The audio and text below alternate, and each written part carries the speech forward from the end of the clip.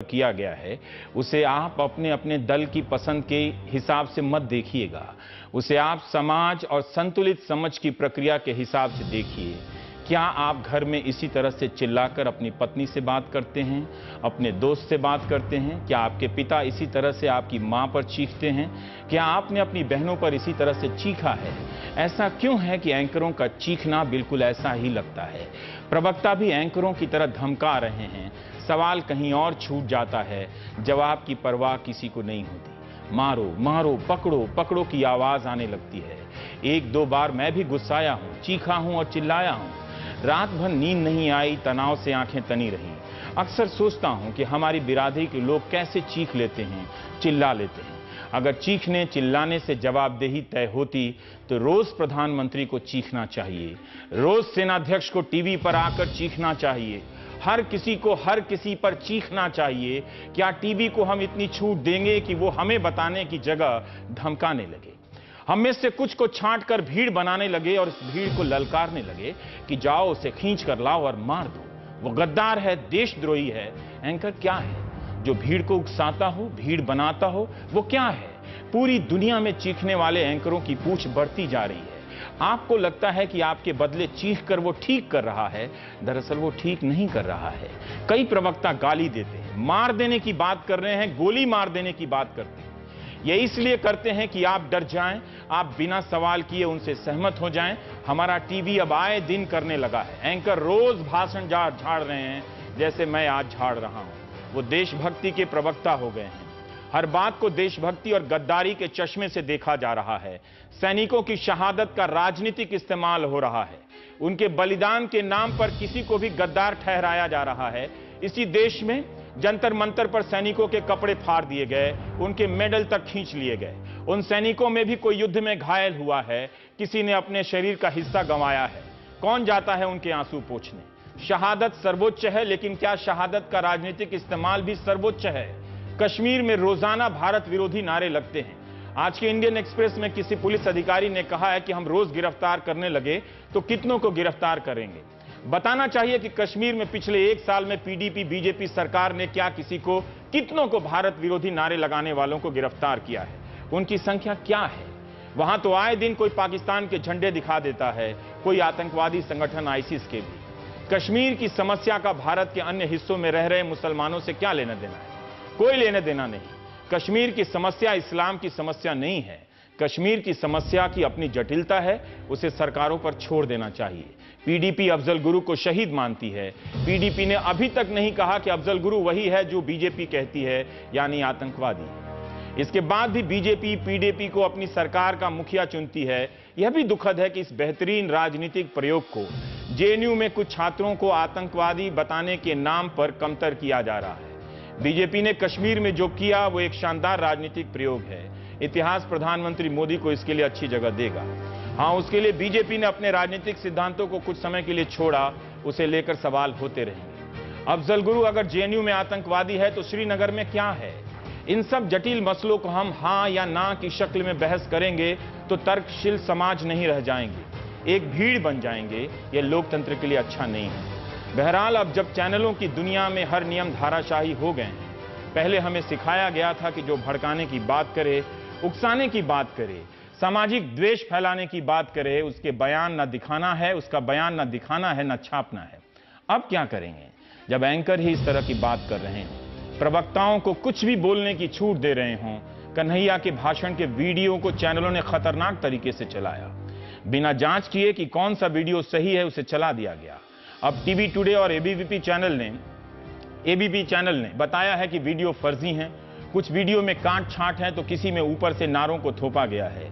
अगर वीडियो में इतना अंतर है तो यह जांच का विषय है। इसके पहले तक कैसे हम सबको नतीजे पर पहुंचने के लिए मजबूर किया गया? गली गली में जेएनयू के विरोध में नारे लगाए गए, छात्रों को आतंकवादी और देशद्रोही कहा गया। क्या अब कोई चैनल उन वीडियो की जवाबदेही लेगा? क्या अब हम एंकर उतने ही घंटे चीख कर बताएंगे कि वीडियो सही नहीं है, विवादित थे? किसी में कन्हैया गरीबी से सामंतवाद से आजादी की बात कर रहा है तो किसी ने उसका हिस्सा काट कर दिखाया कि वो सिर्फ आजादी की बात कर रहा है। तो क्या आजादी की बात करना कैसे मान लिया गया कि वो भारत से आजादी की बात कर रहा है? हमारे सहयोगी मनीष आज कन्हैया के घर गए थे। इतना गरीब परिवार है कि उनके पास पहुंचे तमाम पत्रकारों को चाय पिलाने की हैसियत नहीं। उन्हें मुश्किल में देख मनीष कुमार वापस चले आए। इस गरीबी को झेलने वाला कोई छात्र नेता अगर गरीबी से आज़ादी की बात नहीं करेगा तो क्या उद्योगपतियों की गोद में बैठे हमारे राजनेता करेंगे? कन्हैया कुमार की तस्वीरों को बदल बदल कर चलाया गया ताकि लोग उसे एक आतंकवादी और गद्दार के रूप में देख सकें। एक तस्वीर में वो भाषण दे रहा है तो उसी तस्वीर में पीछे भारत का कटा छटा झंडा जोड़ दिया गया, फोटोशॉप नक्शा जोड़ दिया गया। फोटोशॉप तकनीक से आजकल खूब हो रहा है। यह कितना खतरनाक है। सोशल मीडिया पर कौन लोग समूह बनाकर इसे हवा दे रहे हैं? कौन लोग सबूत और गवाही से पहले उमर खालिद को आतंकवादी गद्दार बताने लगे हैं? उसे भी भागना नहीं चाहिए था, सामने आकर बताना चाहिए था कि उनसे क्या भाषण दिया और क्यों दिया। कन्हैया और खालिद में यही अंतर है, पर शायद जिस तरह से भीड़ कन्हैया के प्रति उदार है, खालिद को यह छूट नहीं मिलती है। अब अगर उसका वीडियो फर्जी निकल गया तो क्या होगा? क्या वीडियो के सत्यापन का इंतजार नहीं किया जाना चाहिए? इसलिए हमने आज इस स्क्रीन को काला कर दिया है। हम आज आपको तरह तरह की आवाज सुनाएंगे। हो सकता है कि आप में से कुछ लोग चैनल बदलकर चले जाएंगे। यह भी हो सकता है कि आप में से कुछ लोग अंत तक उन आवाज़ों को सुनेंगे जो हफ्तों से आपके भीतर घर कर गई है। पहले हम आपको अलग अलग चैनलों के स्टूडियो में जो बातें कही गई हैं वो सुनाना चाहते हैं। सारी आवाज़ें तो नहीं मिली, लेकिन जो डाउनलोड हो सकी वो हम सुनाएंगे। नाम और पहचान में मेरी दिलचस्पी नहीं, क्योंकि हो सकता है कि ऐसा मैंने भी किया हो, ऐसा मुझसे भी हो जाए। पत्रकार तो पत्रकार, प्रवक्ताओं ने जिस तरह से एंकरों पर धावा बोला है वो भी कम भयानक नहीं है। कहीं पत्रकार धावा बोल रहे थे, कहीं प्रवक्ता। लेकिन पत्रकारों ने देशभक्ति के नाम पर गद्दारों की जो परिभाषा तय की है वो खतरनाक है। मेरा मकसद सिर्फ आपको सचेत करना है। आप सुनिए, गौर से सुनिए, महसूस कीजिए कि इन्हें सुनते हुए आपका खून कब खौलता है, कब आप उत्तेजित हो जाते हैं। यह भी ध्यान रखिएगा कि अभी तक कोई भी तथ्य साबित नहीं हुआ है। जैसा कि 2 चैनलों ने बताया कि वीडियो के कई संस्करण हैं, इसलिए इसके आधार पर तुरंत कोई निष्कर्ष पर नहीं पहुंचा जा सकता। आपके स्क्रीन पर यह अंधेरा पत्रकारिता का पश्चाताप है जिसमें हम सब शामिल हैं। हम फिर से बता दें कि आप मुझे देख नहीं पा रहे हैं, कोई तकनीकी खराबी नहीं है। यह आवाज़ आपके जहन तक पहुंचाने की कोशिश भर है कि हम सुन सकें कि हम क्या बोलते हैं, कैसे बोलते हैं और बोलने से आपके भीतर क्या होता है। आपको लगता है कश्मीर गुलाम है?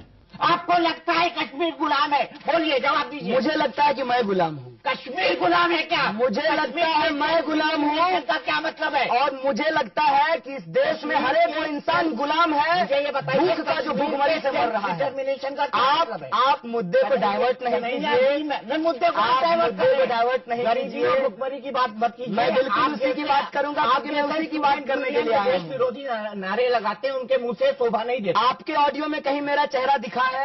आपके ही साथी कहीं मेरा नाम दिखा है? आपके ही साथी है। चलिए दिखाइए। हमारे साथी नहीं है, हमारे साथी नहीं है। आपने और आप इस दावे के साथ कह रहे हैं आपने देश का नागरिक होने के नाते आपको जो है एक FIR करना चाहिए इनके खिलाफ। अगर आप देश के नागरिक करना चाहिए, ये FIR आपको करना चाहिए। मेरी जिम्मेवारी है। जी हाँ, तो आप करिए, आप करेंगे FIR।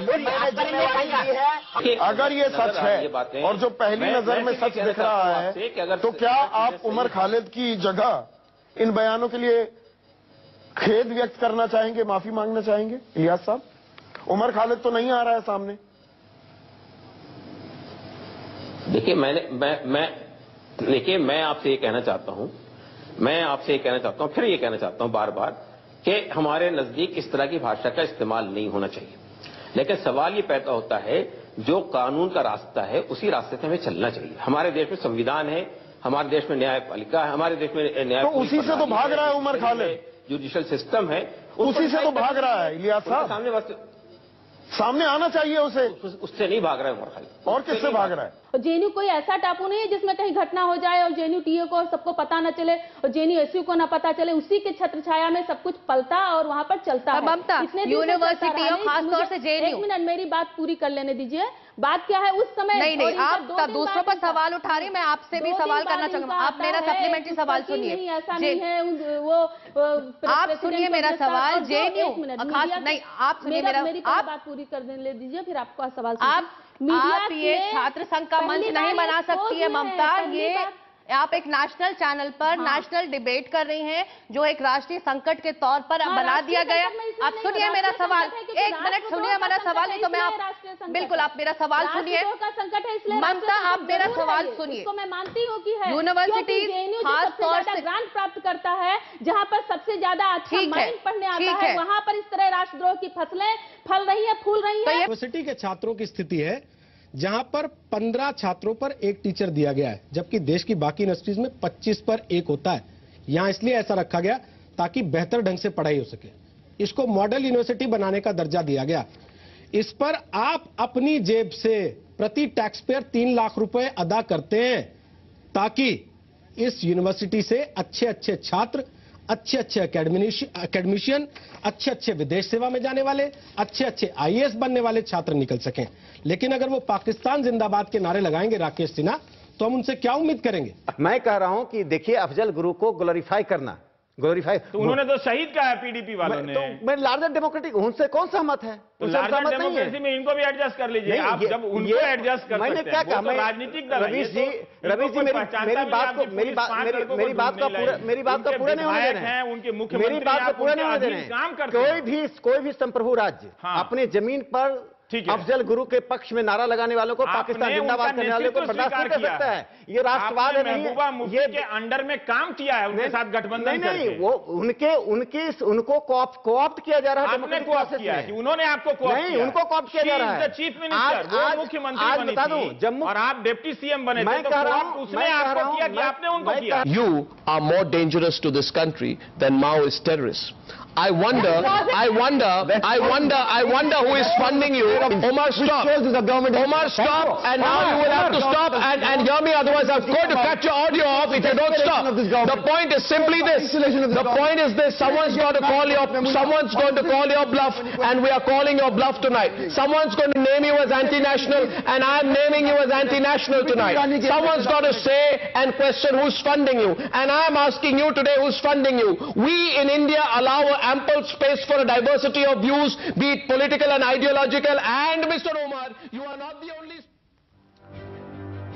एंकरों की गर्माहट और गैर जरूरी नकली देशभक्ति ने लोगों में भरोसा पैदा कर दिया कि अगर कहीं सीमा है तो स्टूडियो में, अगर कोई मुल्क है तो वो टीवी स्टूडियो है, अगर इस मुल्क को कोई बचा रहा है तो वो एंकर जो साबित होने से पहले सबको गद्दार कह रहा है, देशद्रोही कह रहा है। हम जानते हैं कि भारत में देशभक्ति के नाम पर देश प्रेमी जैसी घटिया फिल्में बन चुकी हैं और मदर इंडिया जैसी बेहतरीन फिल्म भी।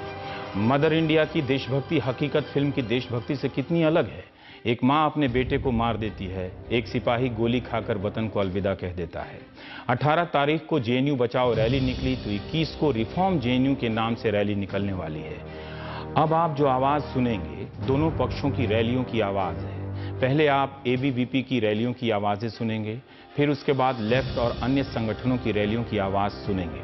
सुनिए कि एक घटना जिसके सबूत और तथ्य पर अभी कोई अंतिम फैसला नहीं आया है, लेकिन बात कहां से कहां पहुंच गई। इन आवाजों में कितना गुस्सा है, गुस्से से सोचने की शक्ति बंद हो जाती है।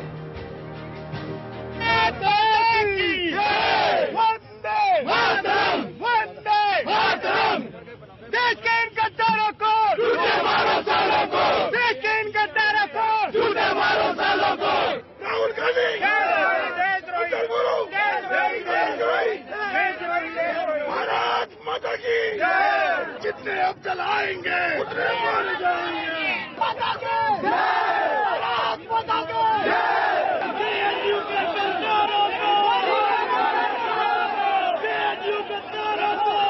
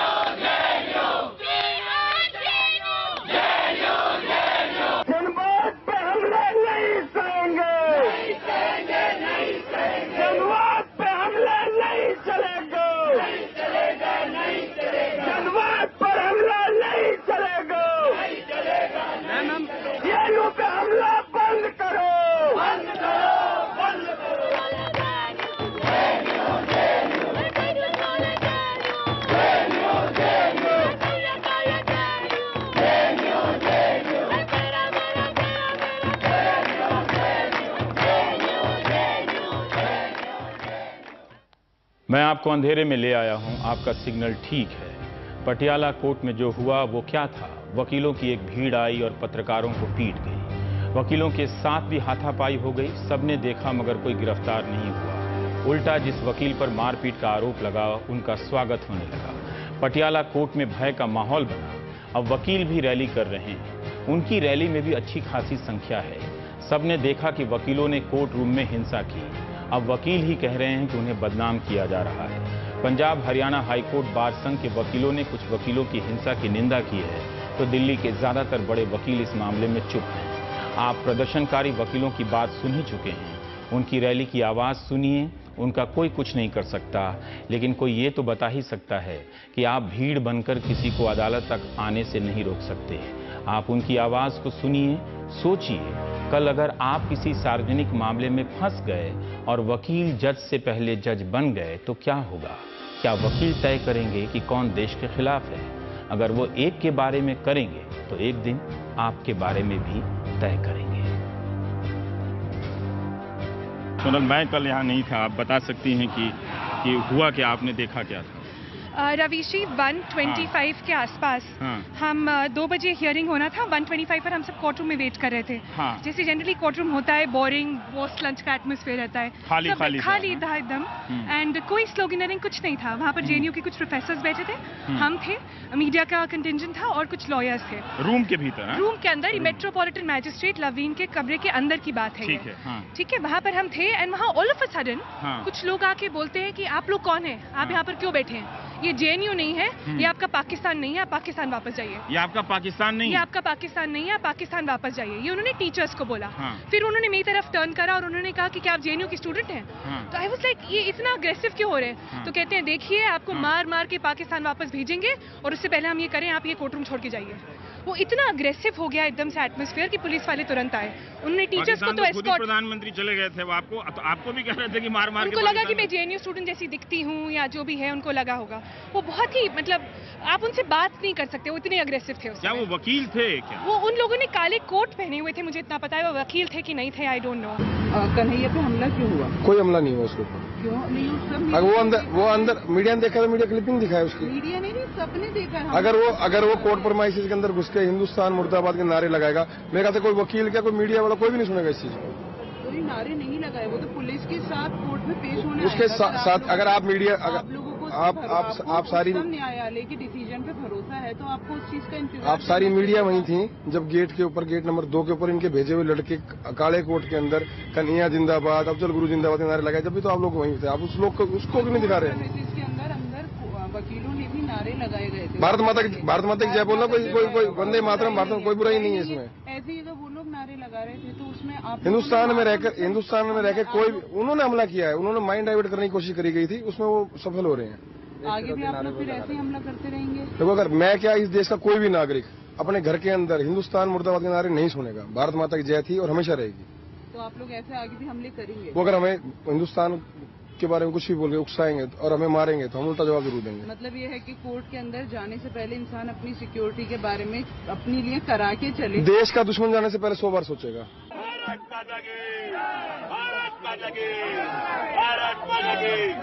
पाकिस्तान, पाकिस्तान, पाकिस्तान, पाकिस्तान, पाकिस्तान, पाकिस्तान, पाकिस्तान, पाकिस्तान के तारों को गोली मारो, सालों को।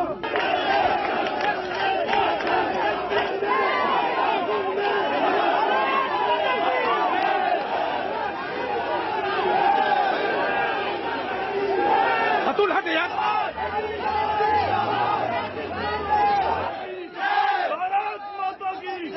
देश के गद्दार का हमेशा बहिष्कार लॉयर फैमिली करती रहेगी, लेकिन अगर देश तोड़ने की कोई भी बात करेगा किसी भी तरीके से, तो उसे किसी प्रकार से हम कम से कम ये लॉयर्स बिरादरी बख्शने वाली नहीं है। जो लोग ये कहते हैं कि भारत के टुकड़े टुकड़े कर देंगे, हम उनको ये चेतावनी देना चाहते हैं कि भारत के टुकड़े आप बाद में करोगे, हम उन लोगों के टुकड़े कर देंगे।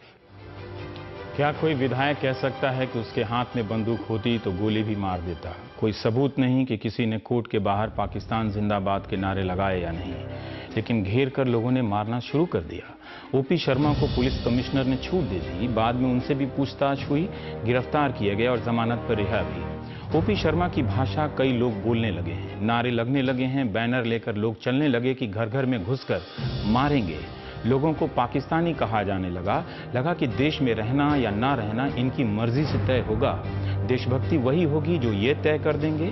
क्या अब से हमने तय कर लिया है कि कुछ खास मामलों में फैसला अदालत से पहले भीड़ कर लेगी? नेताओं की इस भाषा को मान्यता मिली तो हम कहां जाएंगे? इसलिए हम चाहते हैं कि आप इन आवाजों को सुने, आंख बंद कर अपने ड्राइंग रूम में सुने। तभी हमने स्क्रीन से तस्वीरें हटा दी हैं और इसे काला छोड़ दिया है। ओम प्रकाश शर्मा के साथ साथ बीजेपी के एक और विधायक कैलाश चौधरी ने भी गोली मार देने का बयान दिया है। क्या हम पब्लिक स्पेस में इस तरह के ऐलान को स्वीकार करने लगे हैं? क्या आप गोली मार देने की बात से सहमत हैं? कल अगर कोई नेता आपको गोली मार देने की बात करेगा तो आप किसके पास जाएंगे? अगर हमारी पत्रकारिता से आपका खून खौलता है तो आप एक गलत पत्रकारिता को प्रोत्साहन दे रहे हैं। आपको तो बीपी होगा ही, हमको तो टीबी हो ही चुका है। अगर बंदूक होती तो मैं गोली मार देता। अभी भी? हाँ, कह तो रहा हूँ। अभी भी गोली मार देते? कह तो रहा हूँ। तो फिर आप में और किसी क्रिमिनल में क्या फर्क है? नहीं है तो ठीक है, जो क्रिमिनल का जो होता है वो मैं भुगतूंगा, ना जाऊंगा, जेल जाना हो जेल चला जाऊंगा। क्या ये क्रिमिनल एक्टिविटी नहीं है? ये क्रिमिनल एक्टिविटी आपकी निगाह में है, मेरी निगाह में नहीं है। ऐसा राहुल गांधी जो इन लोगों के बीच में जो जहां पर भारत माता के मुर्दाबाद के नारे लगते हो और पाकिस्तान जिंदाबाद के नारे लगते हैं, उनके कार्यक्रम में जाकर अगर खड़े होते हैं, ऐसे देश के, मैं कहता हूं राहुल गांधी जैसे लोग, जिसको ये सब कांग्रेस के लोग राजकुमार कहते हैं, मैं तो कहता हूं ये देश का द्रोही है, देश का गद्दार है। ऐसे देशद्रोही को फांसी पर होना चाहिए, देशद्रोही को सजा होनी चाहिए और गोली शूट कर देना चाहिए। बिल्कुल तब तक जारी रहेगा जब तक जेएनयू में पढ़ने वाले देशद्रोही विद्यार्थियों को जेल का रास्ता नहीं दिखाया जाता है। आज 9 तारीख को जिस दिन ये देशद्रोही नारे लगे थे, उस दिन राहुल गांधी ने अपने ट्वीट पे लिखा था कि ये इनके खिलाफ कार्रवाई होनी चाहिए, और जिस दिन कार्रवाई शुरू होती है उस दिन वो दोगलेपनी की राजनीति करते हैं और आके उन गद्दारों के बीच में बैठते हैं और कहते हैं कि इन विद्यार्थियों का शोषण किया जा रहा है, और ऐसे जो छात्र संघ का अध्यक्ष है कन्हैया को का नाम रिहा किया जाए। इससे बड़ा देशद्रोह और कुछ नहीं हो सकता। और मैं भारत सरकार से, हम विद्यार्थी ये भी निवेदन करते हैं कि जो भी राजनीतिक का रोटी सेक रहा है इस पे और आके विद्यार्थियों का समर्थन कर रहा है, जो देशद्रोही नारे लगा रहे हैं, देशद्रोही गतिविधियां विश्वविद्यालय में फैला रहे हैं, उन नेताओं के ऊपर भी राजद्रोह का मुकदमा करके जेल भेजा जाए। और अन्यथा हम विद्यार्थी पूरे देश में इस तरह का तांडव करेंगे कि देशद्रोहियों को भारत से छोड़ के बाहर जाना पड़ेगा। भारत माता की जय। टीवी अगर एक को देशद्रोही गद्दार घोषित कर सकता है तो यकीन जानिए वो आपको भी, आप दर्शकों को भी एक दिन समूह में बांधकर गद्दार घोषित कर देगा। बिहार के बेगूसराय का कन्हैया आतंकवादी घोषित कर दिया गया है। अदालत ने अंतिम फैसला नहीं सुनाया है। पत्रकारिता में हमें सबको सिखाया गया है कि साबित होने से पहले हम कथित का इस्तेमाल करेंगे, जैसे हत्या में कथित रूप से शामिल। हम सब ने इस परंपरा को कब का छोड़ दिया। अब आरोपी कोई नहीं है। एंकर की अदालत में सब सजा याफ्ता हैं। कभी बीजेपी अपराधी है तो कभी कांग्रेस अपराधी है, कभी आप अपराधी हैं। टीवी चैनल अब एंकरों के हाथ का खिलौना बन गए हैं। वो महीनों तक गंद फैलाते हैं मगर एकाध मौकों पर अच्छा काम करके महान बन जाते हैं। अचानक लोग उनकी वाहवाही करने लगते हैं, अचानक आप हमारी वाहवाही करने लगते हैं। सोशल मीडिया में एंकरों के समर्थन या विरोध में आंदोलन जैसा चलने लगता है। हम सूचना के सिपाही कम रह जाते हैं, उन नारों के खिलाड़ी बन जाते हैं। उमर खालिद का नाम है कि उसने भारत के खिलाफ बर्बादी का नारा लगाया। उसके पिता भी कहते हैं कि उसे सामने आना चाहिए, लेकिन मीडिया ने उसके पिता से भी कहा कि बेटे की करने की आप गवाही दीजिए, माफी मांगिए। हम क्लीन चिट नहीं दे रहे हैं, लेकिन क्या किसी के पास ठोस सबूत है? उस सबूत की जांच कहां होगी? टीवी स्टूडियो में या अदालत में?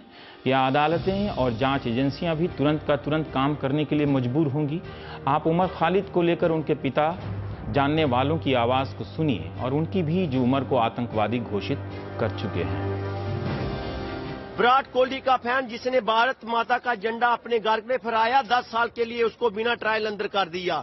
और इन लोगों को जो ये कहते हैं कि भारत के टुकड़े कर देंगे, ये सीधा सीधा देशद्रोह का मामला बनता है। इनके खिलाफ देशद्रोह का मामला डालकर इनको सीधा जेल में डालना चाहिए। और देश के लिए हमारी जान भी हाजिर है। वहाँ जो नारे लगाए गए हैं वो बहुत सारे ऑब्जेक्शनेबल नारे लगाए गए हैं, मैं उनसे सहमत नहीं हूँ। लेकिन ये फैसला होना चाहिए कि वो नारे किसने लगाए हैं। देखिए हर तरह के लोग उसमें शामिल हो गए थे। वो प्रोग्राम था, ओपन प्रोग्राम था, उसमें कश्मीर के स्टूडेंट भी थे, उसमें ABP के लोग भी शामिल हो गए थे जिन्होंने पाकिस्तान की हिमायत में नारे लगाए, पाकिस्तान जिंदाबाद के नारे लगाए। तो और बहुत सारे वीडियो जो है वो टेम्पर्ड शक्ल में सामने आ रहे हैं। तो अगर किसी ने ऑब्जेक्शनेबल नारे लगाए हैं, देश विरोधी नारे लगाए हैं, तो इसका फैसला अदालत में होना चाहिए। लेकिन सर ये जो वीडियो आया है उसमें उमर खालिद जो है वो ये कहते हुए दिख रहे हैं कि हर घर से अफजल निकलेगा। इसको किस तरीके से आप देखते हैं? नहीं, मैंने आपसे ये कहा है कि हम उन नारों को सब्सक्राइब नहीं करते हैं, उससे सहमत नहीं उन नारों से। उमर खालिद मेरा जूनियर है। आपका जूनियर है? अच्छा। मैंने हिस्ट्री में है, मैं जो है, लेकिन वो एक दूसरे ऑर्गेनाइजेशन बिलोंग करता था, मैं एक दूसरे ऑर्गेनाइजेशन में बिलोंग करता था। हमारा भी डिफरेंसेस भी था, लेकिन जिस तरीके से उमर खालिद को टारगेट किया जा रहा है, उनके पिताजी का मीडिया में ट्रायल हो रहा है कि आप बोलिए कि आपके बेटे के लिए आप शर्मिंदा है कि नहीं, ये बहुत ये भी पूछा गया, ये भी कहा गया कि आप, मैं टीवी नहीं देखता इसलिए मुझे और जिस तरीके से, क्योंकि उस ऑर्गेनाइजेशन में उमर का नाम 7वें नंबर पे आता है, हाँ, उसमें सिर्फ एक आदमी उमर को टारगेट किया जा रहा है जस्ट बिकॉज, और कहा जा रहा है कि वो पाकिस्तान का एजेंट है, जैश ए मोहम्मद के साथ उसका कनेक्शन है। आज न्यूज़पेपर आया है कि 15 यूनिवर्सिटीज में वो इस तरीके का प्रोग्राम कराने वाला था। ये बेकार से झूठ है। हम लोग 5-5 साल से हम उमर को देखे, he is a Marxist Leninist. There is no point in this kind of फिजूल का गैर जिम्मेदाराना बयान। उसने बयान दिया है, उसे कह रहे हैं कि वीडियो है उसका जो पाकिस्तान के जिंदाबाद और भारत के टुकड़े हो जाए। एकदम बकवास बात है, उसमें कोई पाकिस्तान के जिंदाबाद में ना है। हाँ, लेकिन कश्मीर को लेके, हाँ, उसके साथ मेरे भी बहस है। कश्मीर को वो लोग मानते हैं कि ऑक्युपाइड टेरिटरी है। हाँ, ये तो अमेरिका भी मानता है, बहुत सारे देश मानते हैं। सोशल मीडिया हमारी राजनीति का वो नुक्कड़ है जहां पहले से कुछ लोग तैयार रहते हैं। ये अपने दल की तरफ से बैटिंग करते हुए सिर्फ दूसरे की गेंद पर छक्का मारते हैं। घटना हुई नहीं कि हर बात में दलाल गद्दार लिखने लगते हैं। व्हाट्सएप के जरिए लोग कविता तक लिखकर अपनी भावनाओं को, इन बातों को पहुंचा चुके हैं गद्दारों को मारने के लिए। कविता दोनों तरफ से लिखी गई और बांटी गई। ट्विटर पर अभद्र भाषा में देशभक्ति तय करने का जो खेल चल रहा है, उसके पीछे सिर्फ एक राजनीतिक मकसद है। ये गाली देकर आपको डराते हैं, बदनाम करते हैं, अफवाहों से माहौल बनाते हैं कि कोई मार ही डालेगा, फैलाते दहशत हैं और कहते हैं कि देशभक्ति है। कुछ गालियों को हम पढ़ भी नहीं सकते। मैं आप दर्शकों से पूछना चाहता हूं कि कहीं आप तो ऐसी भाषा का इस्तेमाल नहीं करते हैं? क्या आप किसी को जानते हैं जो ऐसी भाषा का इस्तेमाल करता है? अगर आपको ये लोग सही लगते हैं तो अगली बार से महंगाई, नौकरी, बेरोजगारी जैसे मसलों के लिए इन्हीं के पास चले जाइएगा। आज पूरे दिन का आकलन करके मैं ये जो वकील हैं विक्रम सिंह चौहान का बयान है कि आज पूरे दिन का आकलन करके मैं बड़ी उलझन में हूँ। मुझे देश का सबसे बड़ा गुंडा बना दिया गया है और भारत माता के द्रोहियों को हीरो का दर्जा दिया गया है। कोर्ट में वामपंथियों के गुंडों का उत्पात का जवाब देना अगर गुंडई है, अगर भारत माता का जय बोलना गुंडई है, अगर देश विरोधियों को जवाब देना गुंडई है, तो मैं अपने आप को गुंडा मानता हूं। मुझको इन सब के भौंकने की परवाह नहीं। उनके उपद्रव को रोकने में अगर ये तमगे मिल भी गए तो कोई परवाह नहीं। वाह रे देशभक्ति वाह। बाकियों लोगों ने, कई लोगों ने, बरखा दत्त, राजदीप सरदेसाई, सिद्धार्थ वरदराजन, स्वरा भास्कर, इन लोगों को जो गालियां दी गई हैं हम आपको पढ़ नहीं सकते। एक मंत्री का दिया हुआ ये बयान है, प्रेस्टिट्यूट का इस्तेमाल, पता नहीं वो घरों में जाते हैं तो इन शब्दों के साथ कैसे लौटते हैं मुझे नहीं मालूम। बरखा दत्त के बारे में किसी ने लिखा है कि you guys will sleep with Hafiz Mohammad to oppose Modi. मामला इस कोर्ट और घटना का है, इसमें मोदी कहां से आ गए? अव्वल तो मोदी को आना चाहिए था, इतने बड़े मसले पर बोलना चाहिए था। राजदीप सरदेसाई के बारे में लिखा है कि इस घटना से निष्कर्ष निकलता है कि जो जितना बड़ा वामपंथी और सेकुलर है वो उतना ही बड़ा देशद्रोही और गद्दार है। क्या आपने संविधान नहीं पढ़ा कि वहां सेकुलर होना लिखा हुआ है?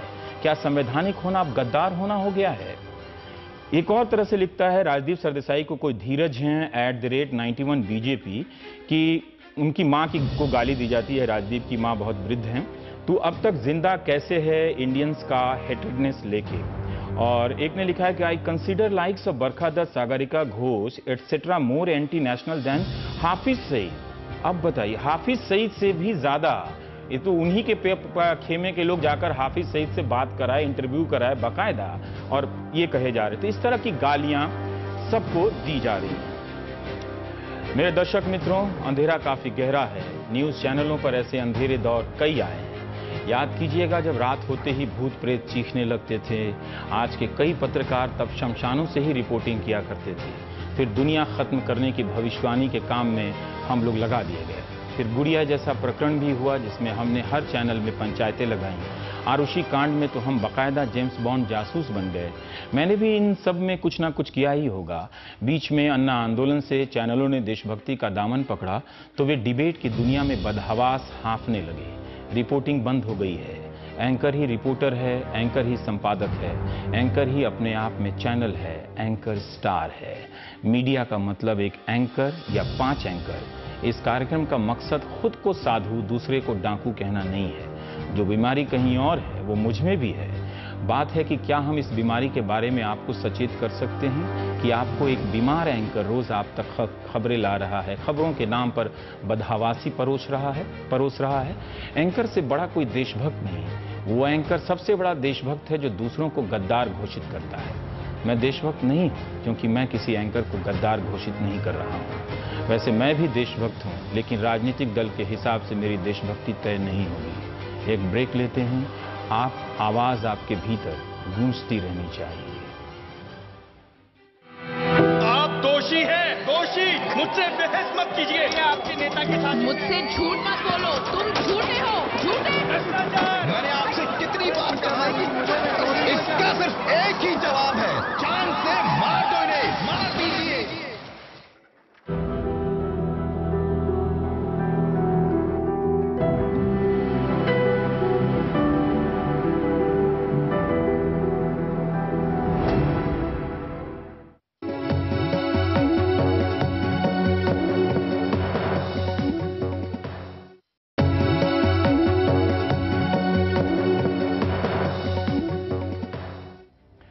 आज़ादी हमें 15 अगस्त 1947 को आखिरी बार के लिए नहीं मिली थी। लाखों लोग आज भी तरह तरह की आज़ादी के लिए संघर्ष कर रहे हैं। कोई कांग्रेस से ही देश को आज़ाद कराना चाहता है तो कोई संघ से देश को, कोई गरीबी से देश को आज़ाद कराना चाहता है तो कोई पुलिस राज से गरीब आदिवासियों को आज़ाद कराना चाहता है। आज़ादी कोई स्थायी और निर्जीव वस्तु नहीं है। इसकी तरलता हमें मजबूर करती है, प्रेरित करती है कि हम इसे संभाले रखें, इसके लिए लड़ते रहें। हम आपको एक नज्म सुनाना चाहते हैं, ध्यान से सुनिएगा। फोन को रख दीजिएगा, एक एक शब्द को ध्यान से सुनिएगा। शायद आवाज की दुनिया में ये नज्म कुछ सुकून पैदा कर सके। उज़ैर ई रहमान ने इसे रचा है और उनकी बेटी साइमा ने आवाज दी है। साइमा को दिल्ली वाले जानते हैं, वो रेडियो की एक मुकम्मल और मकबूल आवाज है। जब शोर शराबा हो जाए तो कुछ शांत आवाजों की तरफ बढ़ चलना चाहिए। आप इस आवाज को भी सुनिए, उन नारों से कितना अलग होगा। आजादी की बात यहां भी तो है। Long years ago, we made a tryst with destiny, and now the time comes when we shall redeem our pledge, not wholly or in full measure, but very substantially. At the stroke of the midnight hour, when the world sleeps, India will awake to life and freedom.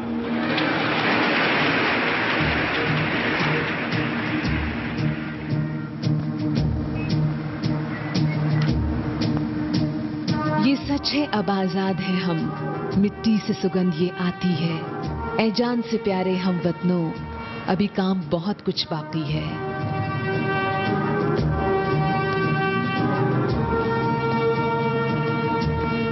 आजादी पहली मंजिल थी, था हौसला सबने साथ दिया।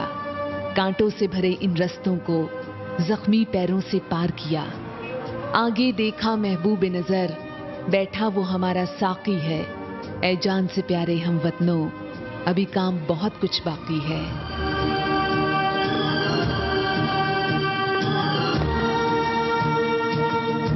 जब ढोल नगाड़े बजते थे, हम जूझते थे बंद कमरों में। मंसूबों पर मंसूबे थे, गांवों के वो हों या शहरों में। हम थके नहीं, बढ़ते ही चले कि आगे हमारा साथी है।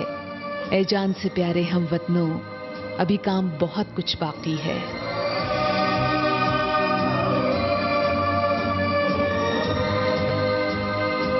ये देश बना एक गुलदस्ता, बदनाम न होने देंगे इसे।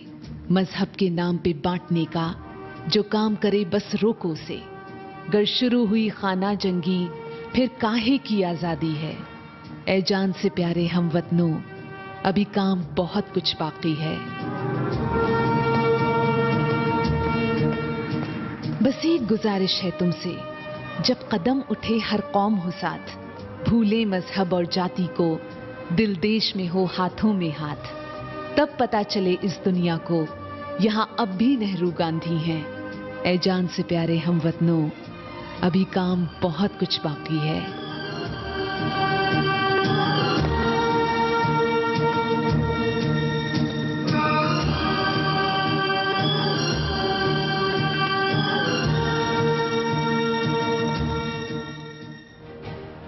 मेरे दर्शक मित्रों, टीवी का काम नहीं कर रहा है, वो कुछ और कर रहा है। आप सहमत हो या ना हो, मेरा ये मकसद बिल्कुल नहीं है। मेरे पास जितना उपलब्ध था उसी के दम पर बस इतना बताने की कोशिश की है कि हम अपनी सीमाएं लांघ रहे हैं। एनडीटीवी का ही ये प्रोमो है, अंग्रेजी चैनल के लिए बना था, प्रोमो के लिए नहीं चला रहा क्योंकि ये दिन भर चलता ही रहता है। लेकिन इसमें जो बात है उसे गौर से सुनने की ज़रूरत है। अब हम धीरे धीरे अंधेरे से लौट आ रहे हैं, आपके साथ आंख मिलाकर बातें करने के लिए, दूसरों से ज़्यादा खुद हमें भी